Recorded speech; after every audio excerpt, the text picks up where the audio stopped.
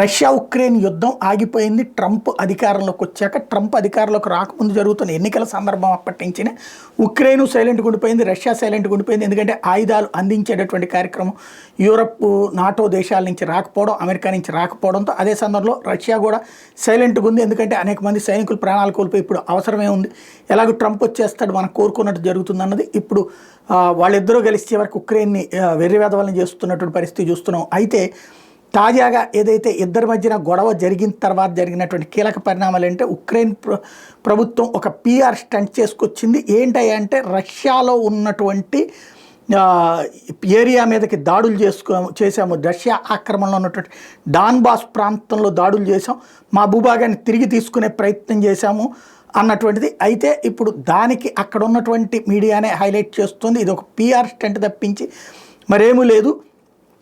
అంటే ఇది బయట చెప్తున్నటువంటిది ఎవరు, జర్మనీ వరల్డ్ వార్ 2లో ఎవరైతే పనిచేసినటువంటి జనరల్ ఇప్పుడు దాని మీద ఒక స్పష్టతమైనటువంటి విషయం ఇచ్చారు. రష్యాలోకి వెళ్ళడం సులభమే, కానీ వెళ్ళాక తిరిగి రావడం కష్టం. అదే ఇప్పుడు ఉక్రెయిన్ చేసింది. వాస్తవంగా ఇప్పటికే 40,000 మందిని ప్రాణాలు కోల్పోయింది ఉక్రెయిన్. అదే సందర్భంలో వేల కోట్ల రూపాయల విలువైనటువంటి ఆయుధాలు కోల్పోయింది. కానీ ఏదో సాధించానని ప్రపంచానికి పిఆర్ స్టంట్తో చెప్పుకొస్తుంది తప్పించి నిజం కాదు అన్నటువంటి పాయింట్ చెప్పుకొచ్చారు.